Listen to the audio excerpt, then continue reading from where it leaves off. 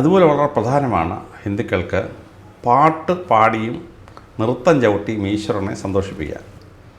അപ്പോൾ ഭഗവാൻ രാവിലെ എഴുന്നേൽക്കണമെങ്കിൽ ഉണർത്ത് പാട്ടുണ്ട്. പത്മനാഭസ്വാമി രാവിലെ എഴുന്നേൽക്കണമെങ്കിൽ പത്മനാഭസ്വാമി ഉണർത്ത് പാട്ടുണ്ട്. നമ്മളിപ്പോൾ പാടുന്ന എരേമൻ തമ്പി എഴുതിയ പാട്ടാണ് ഒരുക്കുന്നത്. രാത്രി ഭഗവാൻ ഉറങ്ങാൻ പോകും. ആ സമയത്ത് ഉറക്ക പാട്ടാണ്. ശബരിമല ഉത്സവം നടക്കുമ്പം വൈകിട്ടാകുമ്പോൾ ഹരിവരാസനം എന്നങ്ങോട്ട് പാടിയിട്ടാണ് നടയടച്ച് ഭഗവാനെ ഉറങ്ങാൻ വിടുകയാണ്. അപ്പോൾ ഈ ഗാനങ്ങൾ കൊണ്ട് ദൈവത്തെ സന്തോഷിപ്പിക്കുന്നത് ഹിന്ദുമതം പഠിപ്പിച്ച വലിയൊരു സമ്പ്രദായമാണ്. ഇത് യഹൂദമതം സ്വീകരിച്ചു. അപ്പോൾ കർത്താവ് ഈ പാട്ടിലുള്ള വിദഗ്ധനായിരുന്നു. കർത്താവ് മലമുകളിലേക്ക് പോകുമ്പോൾ ഹാലയിൽ ഹാലയിൽ പാടിക്കൊണ്ട് അവൻ മലമുകളിലേക്ക് പോയി എന്നാണ് പറയുന്നത്. കുരിശിൽ കിടക്കുമ്പോൾ കർത്താവ് ഒരു പാട്ട് പാടുന്നുണ്ട്. അത് ഏലി ഏലി ലബാസഭക്താനി, എൻ്റെ ദൈവമേ നീ എന്നെ കൈവിട്ടതെന്ന്. അത് 22-ാം സങ്കീർത്തനമാണ്. മനുഷ്യന് ശരീരത്തിൽ വേദന വരുമ്പോൾ യഹൂദന്മാർ ഈ പാട്ട് പാടും. ഗാനം കേൾക്കുമ്പം ഇതാണ് യേശുക്രിസ്തു കുരിശിൽ കിടന്ന് പാടുന്നത്. അപ്പോൾ ഈ ഗാനത്തിലൂടെ യേശുക്രിസ്തു ദൈവത്തെ സന്തോഷിപ്പിക്കുക. യഹൂദമതം സ്വീകരിച്ചു, ക്രിസ്തുമതം സ്വീകരിച്ചു. ഹല്ലേലൂയ എന്ന് പാടും അവർ. അതുപോലെ തന്നെയാണ് നൃത്തം. ഹിന്ദുക്കളുടെ ക്ഷേത്രങ്ങളിൽ നൃത്തമുണ്ട്. അപ്പോൾ പരമശിവൻ നൃത്തം ചവിട്ടുകയാണ്. ശിവതാണ്ഡവം എന്ന് പറയും. 2 നൃത്തമുണ്ട്. ലാസ്യ നൃത്തമുണ്ട്, മറ്റു നൃത്തമുണ്ട്. അപ്പോൾ ശിവതാണ്ഡവത്തിൻ്റെ മോഡലിലാണ് നമ്മൾ ഈ ഡാൻസിങ് ശിവയുടെ വിഗ്രഹം ഉണ്ടാക്കിയിരിക്കുന്നത്. അപ്പോൾ അത് വലിയൊരു ഇന്നോവേഷനാണ്. അതായത് പരമശിവൻ്റെ 2 കൈയും 2 കാലും ഓരോ ആംഗിൾ ഓരോ ഡിഗ്രി മാറ്റിക്കൊണ്ടിരുന്നാൽ ശിവതാണ്ഡവത്തിന് 64,000 ഫോംസാണ് കിട്ടുന്നത്. പരമശിവൻ്റെ 2 കൈയും 2 കാലുണ്ട്. ഒരു കൈ ഒരു ഡിഗ്രി, 2 ഡിഗ്രിയാണ്, 3 ഡിഗ്രിയാണ്. അതങ്ങനെ 2 കൈയും 2 കാലും ഓരോ ഡിഗ്രി വെച്ച് മാറ്റിക്കൊണ്ടിരുന്നാൽ 64,000 ഫോംസാണ് കിട്ടുന്നത് ഈ ശിവതാണ്ഡവത്തിന്. അപ്പോൾ അതിലേറ്റവും ബെസ്റ്റാണ് നമ്മുടെ തമിഴ്നാട്ടിലെ ചിദംബരം ക്ഷേത്രം. ചിദംബരം ക്ഷേത്രത്തിലാണ് ഞങ്ങളുടെ ഏറ്റവും ബെസ്റ്റ് ഈ ശിവതാണ്ഡവം വരുന്നത്. അതാണ് പിന്നൊരു ചോളന്മാർ ഭരിക്കുന്ന കാലത്തൊരു വിഗ്രഹം ഭയങ്കര വില, ഇൻ്റർനാഷണൽ മാർക്കറ്റ്. നമ്മുടെ കണ്ണൂരിൽ നിന്നൊരു ഒരു ശിവ താണ്ഡവ വിഗ്രഹം അടിച്ചുകൊണ്ട് പോയി. ഞങ്ങൾ അവസാനം പോയി ഫ്രാൻസിൽ നിന്ന് ലൊക്കേറ്റ് ചെയ്തുകൊണ്ട് വന്നു. അപ്പോൾ ഈ വിറ്റവന് 5 ലക്ഷം രൂപ കിട്ടി. കാരണം ഇന്ത്യയിലെ ക്ഷേത്രങ്ങളിലെ പഴയ വിഗ്രഹം യൂറോപ്പിൽ വലിയൊരു അട്രാക്ഷനാണ്. അപ്പോൾ ഈ ഡാൻസ് ഉപയോഗിച്ച് ദൈവം സന്തോഷിപ്പിക്കുക. അതിനെന്ത് ചെയ്തു? പല ക്ഷേത്രങ്ങളിലും ദേവദാസി സിസ്റ്റം കൊണ്ടുവന്നു. ചില പെൺകുട്ടികൾ ദേവൻ്റെ അമ്പലത്തിൽ താമസിച്ചിട്ട് നൃത്തം ചവിട്ടി ദൈവത്തെ സന്തോഷിപ്പിക്കുകയാണ്. അമ്പലത്തിൽ ഉത്സവം വരും. അപ്പോൾ എന്ത് പറ്റും? ഗാനങ്ങൾ, നൃത്തങ്ങളൊക്കെ അവതരിപ്പിക്കും. ഇത് സാധാരണ സ്ത്രീകൾക്ക് വീട്ടിൽ നിന്ന് ഇറങ്ങിപ്പോകാൻ വയ്യ. പക്ഷേ ക്ഷേത്രത്തിൽ ഉത്സവം വരുമ്പോൾ ഈ ഡാൻസ് ചെയ്യുമ്പോൾ ഓരോ പെൺകുട്ടിയുടെയും കൈയും കാലും ഓരോ ഷേപ്പത്ര അവളുടെ സൗന്ദര്യത്താന്ന് സാധാരണ പുരുഷനെ കണ്ടെത്താൻ പറ്റും. അന്തപ്പുറത്തിൽ കയറി കാണാൻ പറ്റാത്ത പെൺകുട്ടി ഇവിടെ വെച്ച് കാണാൻ പറ്റും. അപ്പോൾ ആഗ്രഹമൊന്നും പുരുഷന്മാർ കല്യാണം ആലോചിക്കും. അപ്പോൾ പെൺപിള്ളേർക്ക് നല്ല കല്യാണം കിട്ടുന്ന ഒരു പരിപാടിയാണ് ഈ ക്ഷേത്രത്തിലെ ഉത്സവത്തിലെ നൃത്തം എന്ന് പറയുന്നത്. കാര്യം ഓരോ കൈയുടെ കാലിനും വലിപ്പവും അതിൻ്റെ സൈസും മുഖത്തിൻ്റെ ഷേപ്പും എല്ലാം പെൺകുട്ടി ഇതിനകത്ത് കംപ്ലീറ്റ്ലി ഇൻവോൾവാണ്. കണ്ടുകൊണ്ടിരിക്കുന്നതിന് ശരിക്കും കാണാൻ പറ്റും. അവിടെ നിന്നാണ് ഭരതനാട്യം ഉണ്ടാകുന്നത്. ആ ഭരതനാട്യത്തിന് കേരളം കൊടുത്ത ഏറ്റവും വലിയ ഇന്നോവേഷനാണ് മോഹിനിയാട്ടം. അതായത് മോഹിനി വേഷത്തിൽ വന്ന വിഷ്ണു ഭഗവാന് പരമശിവനോട് ചേർന്നിട്ട് ഒരു കുട്ടിയുണ്ടായി, അയ്യപ്പ ഭഗവാൻ. ഇത് പുരാണത്തിലൊന്നുമില്ല, മലയാളി ഉണ്ടാക്കിയ ഒരു കഥയാണ്. അപ്പോൾ ഈ മോഹിനി വേഷത്തിൽ വന്നതിനെ നമ്മൾ നൃത്തരൂപമാക്കി മാറ്റി. കേരളം ലോകത്തിന് കൊടുത്ത നൃത്തരംഗത്ത് കൊടുത്ത വലിയൊരു സംഭാവനയാണ് മോഹിനിയാട്ടം. അപ്പോൾ അതിപ്പം മോഹിനിയാട്ടം നാഷണൽ ഫെസ്റ്റിവലിലൊക്കെ ഐറ്റമായിട്ട് അംഗീകരിച്ചിട്ടുണ്ട്. പണ്ടുവരെ ഭരതനാട്യം മാത്രം ഉണ്ടായിരുന്നു. അപ്പോൾ ഇന്ത്യക്ക് 64 തരം നൃത്തങ്ങളുണ്ടായി. ഇത് ഓരോന്നും പ്രാർത്ഥിക്കുമ്പോൾ ഉണ്ടാകുന്ന നൃത്തങ്ങളാണ് ദേവസമ്പ്രദായം. പിന്നെ ആ ദേവസമ്പ്രദായം മഹാരാഷ്ട്രയിലും ആന്ധ്രയിലൊക്കെ ഈ പുരോഹിതന്മാർ ഈ പെൺകുട്ടികളുമായിട്ട് ബന്ധം സ്ഥാപിക്കുകയൊക്കെ ചെയ്ത് ശകലം പ്രോസ്റ്റിറ്റ്യൂഷൻ മോഡലെത്തിപ്പോയി. ദേവദാസി ഒരു നാണം കെട്ട പേരായി മാറിപ്പോയി. അതിനുമുമ്പ് ദേവദാസി എന്ന് പറഞ്ഞാൽ ഈ കന്യാസ്ത്രീകളെ പോലെ ഈശ്വരൻ്റെ ദാസികളാണ്, ദേവൻ്റെ ദാസിയാണ്. വലിയ റെസ്പെക്റ്റാണ്. ഈ ഹിന്ദുമതത്തിൻ്റെ ഈ പാട്ടുകൾ ഉപയോഗിച്ചും നൃത്തം ഉപയോഗിച്ചും ഈശ്വരനെ പ്രാർത്ഥിക്കുന്ന സമ്പ്രദായം ക്രിസ്തുമതം അഡോപ്റ്റ് ചെയ്തു. യഹൂദന്മാർ സമ്മതിച്ചില്ല.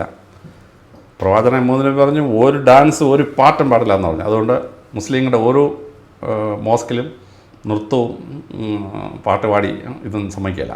മൈക്ക് വെച്ച് പാട്ട് പാടാൻ സമ്മതിക്കില്ല. യഹൂദന്മാർ സമ്മതിക്കില്ല, സിനിമയെ പറ്റിയല്ല. പക്ഷേ ക്രിസ്തു മതത്തെ അക്സെപ്റ്റ് ചെയ്തു. യഹൂദന്മാരുടെ ദാവീദ് രാജാവ് ഈ സമാപന കൂടാതെ എഴുന്നള്ളിച്ചുകൊണ്ട് വരികയാണ്. അദ്ദേഹം നൃത്തം ചെയ്തു. അദ്ദേഹത്തിന് വസ്ത്രം പകുതി മാറിപ്പോയി. അപ്പോൾ തിരിച്ച് വീട്ടിലോട്ട് വന്നപ്പം ഈ രാജാവിൻ്റെ മോളാണ് ഇയാളുടെ ഭാര്യ, ശൗൽ രാജാവിൻ്റെ മൈക്കാൾ പറഞ്ഞു, താൻ്റെ വൃത്തിയോടെ കാണിച്ച് അത്രയും സ്ത്രീകൾ നിൽക്കുന്ന കൂട്ടത്തിൽ നീ കിടന്ന് നൃത്തം ചോട്ടതിൻ്റെ പകുതി ശരീരം പുറത്ത് കണ്ടു. ദാവീദ് രാജാവ് പറഞ്ഞു, ദൈവത്തെ സന്തോഷിപ്പിക്കാൻ വേണ്ടി ഞാൻ നൃത്തം ചെയ്തത്, അതിൽ നീ എന്നെ വഴക്ക് പറഞ്ഞുകൊണ്ട് നിനക്ക് മക്കളുണ്ടാവില്ല എന്നൊരു ശാപം കൊടുത്തു. മൈക്കലിന് മക്കളുണ്ടായില്ല, മനസ്സിലാകുന്നുണ്ട്. മറ്റ് സ്ത്രീകളിൽ മക്കളുണ്ടായി, മൈക്കലിൽ മക്കളുണ്ടായില്ല. അതിനുശേഷം ഈ ശലോമോൻ ഈ നൃത്തങ്ങൾ കോപ്പി ചെയ്തു. പക്ഷെ പിന്നെ യഹൂദ മതം പറഞ്ഞ് ഈ സെനഗോഗിൽ നൃത്തം വേണ്ടെന്ന് പറഞ്ഞു. പക്ഷെ ക്രിസ്തു മതം ഇത് അക്സെപ്റ്റ് ചെയ്തു. അപ്പോൾ ദേവാലയത്തിൽ മദ്ബഹായ്ക്ക് പൂക്കൾ ഉപയോഗിച്ച് ഇങ്ങനെ അലങ്കരിക്കുക, യേശു ക്രിസ്തുവിൻ്റെയും മാതാവിൻ്റെയും പടത്തിൽ കൊണ്ടുവന്ന് ഹാരം ഇടുക, പിന്നെ നിത്യസായ മാതാവിൻ്റെ ഈ രൂപം കൊണ്ട് എഴുന്നള്ളിക്കുമ്പോൾ പൂക്കൾ വാരി വിതറുക, പിന്നെ കുർബാനയ്ക്കിടെ 7 പാട്ട് പാടുക, പിന്നെ നൃത്തം, ഈ പള്ളിയിലെ ഉത്സവത്തിന് നൃത്തം ചവിട്ടുക. അത് പലതരത്തിലുള്ള നൃത്തമായി, റോക്ക് ആൻഡ് റോളായി. പിന്നെ ക്രിസ്മസ് വരുമ്പം ക്രിസ്മസ് കരോൾ പാട്ടാണ്, ദൈവത്തെ സമർപ്പിക്കാൻ വേണ്ടി പാട്ട് പാടുക. അതിൻ്റെ ഭാഗമായി ക്രിസ്മസ് നൃത്തം ഉണ്ടായി. അപ്പോൾ ഇങ്ങനെ ഹിന്ദു മതത്തിൻ്റെ ഈ പൂക്കൾ ഉപയോഗിച്ചും നൃത്തം ചവിട്ടിയും പാട്ട് പാടിയും ദൈവത്തെ സന്തോഷിപ്പിക്കാൻ തത്വം ഇത് യഹൂദന്മാർക്കില്ല, മുസ്ലിങ്ങൾക്കില്ല, മറ്റ് മതങ്ങൾക്കില്ലാത്തൊരു സംഭവം ഹിന്ദു മതത്തിൽ നിന്ന് ക്രിസ്തു മതം സ്വീകരിച്ചു. ഇത് വലിയൊരു അഡാപ്റ്റേഷനാണ്, മനസ്സിലാകുന്നുണ്ട്. അത് ഇന്ത്യയിലെ ഹിന്ദുമതം മാത്രം എടുത്ത് പഠിച്ചു കളയരുത്. കാര്യം ഉത്തരേന്ത്യയിൽ ഈ ഒരു പുഷ്യമിത്ര ശുങ്കൻ എന്ന് പറഞ്ഞൊരു ബ്രാഹ്മണ രാജാവ് അശോക ചക്രവർത്തിയുടെ കൊച്ചുമോനെ കൊന്നിട്ട് ഭരണത്തിൽ വന്നു, ബൃഹദത്തനെ കൊന്നിട്ട് ഭരണത്തിൽ വന്നു. അദ്ദേഹത്തിൻ്റെ കാലത്ത് കുറേ തെറ്റുകൾ ഈ രാജാവിൻ്റെ സ്വാധീനം ഉപയോഗിച്ചിട്ട് പറഞ്ഞുണ്ടാക്കുകയും പ്രാക്ടീസ് ചെയ്തു. ഇത് പലതും ഹിന്ദുമതത്തെ തെറ്റായ രീതിയിൽ സ്വാധീനിച്ചു. പക്ഷെ അത് കറക്റ്റ് ചെയ്യപ്പെട്ടത് പിന്നൊരു 500 വർഷങ്ങൾ കഴിഞ്ഞിട്ട് ചന്ദ്രഗുപ്ത വിക്രമാദിത്യൻ വരികയും കാളിദാസൻ്റെ കാലത്ത് അത് കറക്റ്റ് ചെയ്യപ്പെട്ടു. ശരിക്ക് കറക്റ്റ് ചെയ്തത് 800 വർഷം കഴിഞ്ഞിട്ട് ശങ്കരാചാര്യർ വന്നപ്പോഴാണ് ഫിലോസഫിയുടെ ഡെപ്തിലോട്ട് കൊണ്ടുപോയി ഹിന്ദുമതത്തെ റിവൈസ് ചെയ്തത്. അപ്പോൾ ഈ പുഷ്യമിത്ര സിംഗൻ്റെ കാലത്ത് തെറ്റായ ചില കാര്യങ്ങൾ ഈ ഹിന്ദുമതത്തിൽ തുടങ്ങി വെച്ചു. ഇത് പറഞ്ഞാൽ ആളുകൾ ദേഷ്യപ്പെടും. ഇപ്പം ഞാൻ തന്നെ ഒരു പബ്ലിക് മീറ്റിങ്ങിൽ പറയാൻ ഒക്കത്തില്ല, പറഞ്ഞു കഴിഞ്ഞാൽ അപ്പോഴേ ദേഷ്യം വരും. ഉദാഹരണത്തിന് വാത്മീകി മഹർഷി രാമായണം 6 സർഗം കഴിഞ്ഞ് അവസാനിപ്പിക്കുകയാണ്. യുദ്ധമെല്ലാം ജയിച്ചു, സീതാദേവി വീണ്ടെടുത്തിട്ട് ശ്രീരാമൻ വന്ന് 18 ആണ്ടുകളോളം അയോധ്യ ഭരിച്ചു. അങ്ങനെയാണ് രാമായണം അവസാനിക്കുന്നത്. ഇതിനകത്തൊരു ഉത്തര രാമായണം എന്നൊരു സാധനം ഈ ശുങ്കൻ്റെ കാലത്ത് എഴുതി ചേർത്തു. അതായത് ഗർഭിണിയായ സീതാദേവിയെ ശ്രീരാമൻ ഉപേക്ഷിച്ചു.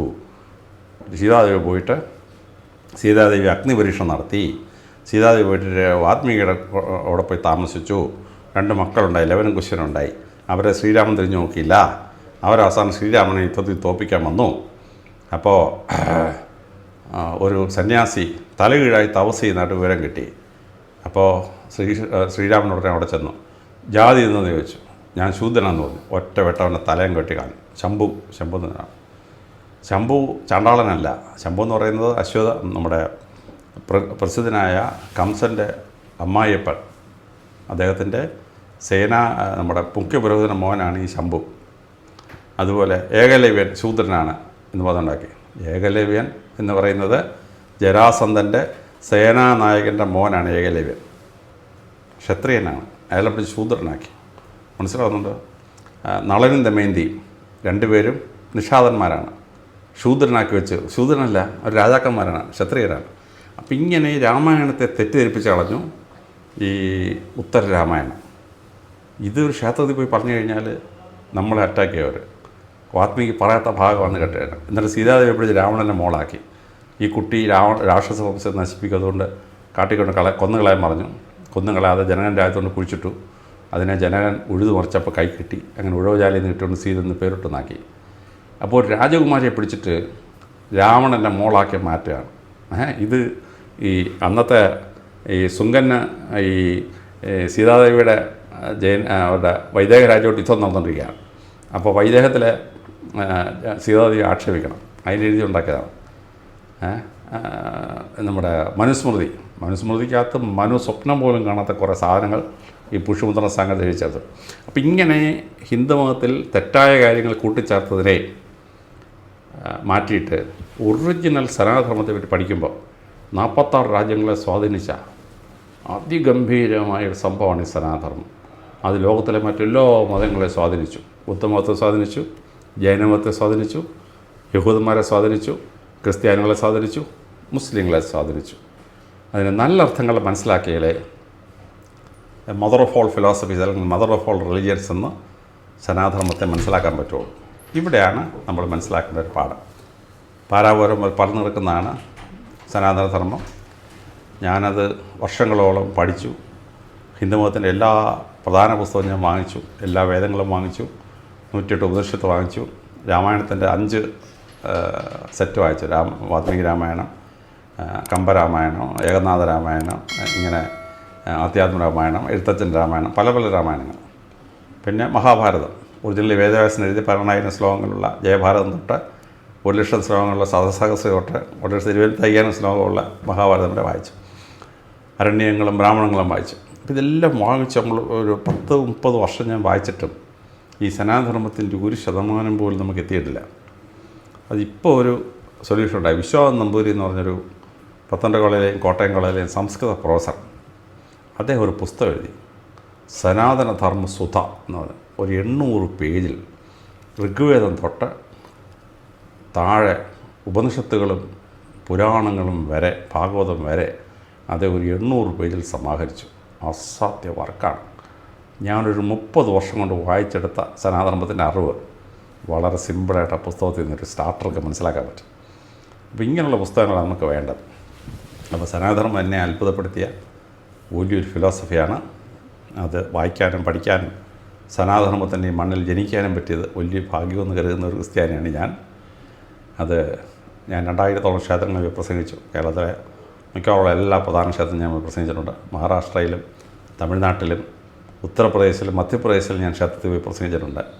ഗൾഫിൽ പോയി, ഗൾഫിലെ ക്ഷേത്രങ്ങളിൽ, ദുബായിലെയും കുവൈറ്റിലെയും ക്ഷേത്രങ്ങളിൽ ഞാൻ പോയി പ്രസംഗിച്ചിട്ടുണ്ട്. അതൊരു വലിയ അനുഭവമാണ്.